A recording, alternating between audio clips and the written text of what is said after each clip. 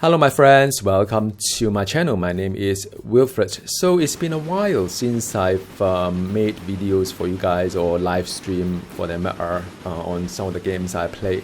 And for a good reason, I'd like to share some of what I'm doing recently with you as well. Some random thoughts here and there, but mainly to also keep in touch with you all on where I am. All right, cool. Now I've got a full-time job, so I can't really play 3 ARPG or action role-playing games simultaneously. That would be really taxing. I still want to keep my job. So when last Epoch came out with a new cycle, of course I'm tempted to start anew. But then I was thinking, well, you know, is there really a lot of benefit playing the cycle versus the normal? And I said to myself, probably not, because I'm not really going for the leaderboard, nor I'm so keen on the pinnacle boss, kind of like, you know, first kill. So I'm fine. I could play the legacy, and with that in mind, there is really no urgency to jump into last Epoch, the new cycle, and especially when get up to 100. Level 100 cap, as well as the Circle of Fortune level up, as well as going through the monolith, seems a little bit of a journey, and I'm not quite sure whether I want to do it all over again so soon. So maybe, you know, just wait for a little bit longer. I may kind of have the urge to go back there again. But no, I sort of like I can wait on that one. I'm not saying that I'm not going back to the game at all. I had a lot of fun with last Epoch. So then the Path of Exile is an interesting one. The latest leak get a little bit of like a base camp building, and nowadays a lot of the gamer interest on this sort of game, right? Building the base, building your trading and so on. And it got me excited quite a lot, actually. I was thinking of, okay, maybe it's a time for me to do a comeback on the Path of Exile. For the fact that it seems to have changed the game quite a fair bit, and maybe experience Path of Exile before the Path of Exile 2 come out, so just to have some kind of reference between two. And well, definitely I'll try PoE 2. That's for sure. It's free to play, so why not? And well, I mean, then I wanted to wait until Diablo 4 kind of announcement for the new season. Now I've of course I kept in touch with the YouTube content creator, and sometimes I when it comes to Diablo 4 news, I always take it with a pinch of salt, because somehow the mainstream media kind of like, you know, biased towards, I think they gave a lot of love to Blizzard, that's for sure, a lot more forgiving.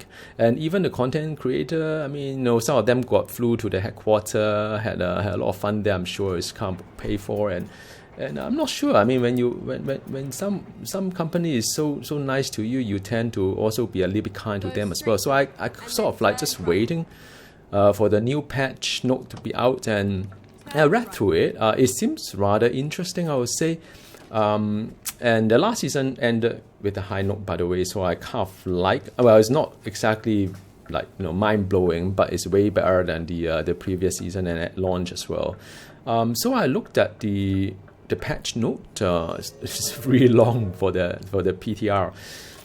It looks very interesting. It looks quite a fair bit of unique being created. So quite a number of legendary power being kind of like aspect being buff or created, and that likely to open up certain build options, I would say. But that at the end of the day is all about channeling to the 1 or 2 websites to find out what are the build that are very viable in Diablo 4, because, you know, that you can mess around with Diablo 4 in World Tier 1 and 2, maybe 3, but when it comes to World Tier 4 and want to go for endgame, complete the journey, you really don't want to mess around with your own exploration. There are a lot of content out there to help you to become pretty powerful. And I mean, Diablo has always been that kind of game, right? But I'm fine with that. I think the reason why I've decided to play Diablo 4, the new season, over the Path of Exile is, well, I have a lot of friends in Diablo 4, and they've been pretty active as well. Some of them already pre-ordered the new expansion, which I have not yet. So I can kind of foresee that that it will be quite an interesting, fun journey, because the D4 if you play solo, it's really not quite fun. You should play at least with one other. More the better, because you have a better chance to complete the objective a lot faster. They always reward two things when it comes to Blizzard or Diablo game. They reward two things besides your wallet. No, they don't reward your wallet. They just give you a lot of like useless MTX to buy and equip.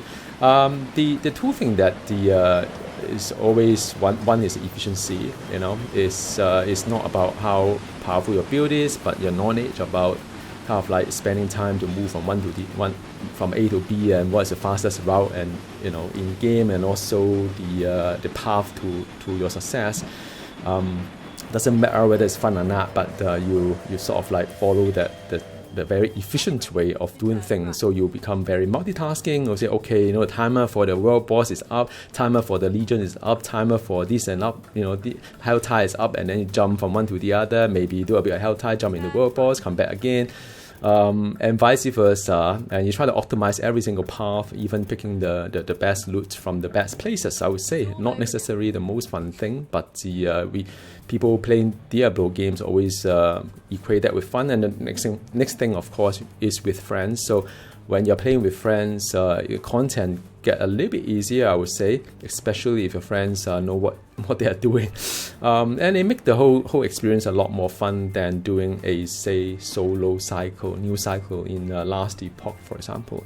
Path of Exile, I do have some friends as well, but just a lot of trading, and it's not necessarily my cup of tea. If Path of Exile has something like the Circle of Fortune, like the Last Epoch, I'd probably be a lot more interested in it. So yeah, that is the main reason why I'm jumping back to Diablo.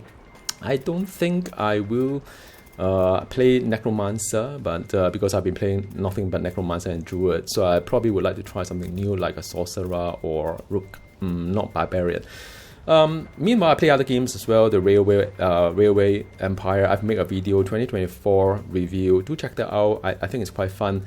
I do enjoy a lot. I'm still trying to finish the Japan scenario, which turned out to be really, really hard. I think the first objective is okay, but then once you get into the next bit, it becomes a lot tougher. You need to think about many other things. So every time you redo after maybe a mistake you create like an hour or two ago, then you always do something different. So in this iteration, I have set up warehouses to separate the logistic of getting the raw material into the city directly, and kind of like mess up the whole entire kind of like a train utilization or railway utilization, and try to build warehouses in strategic position.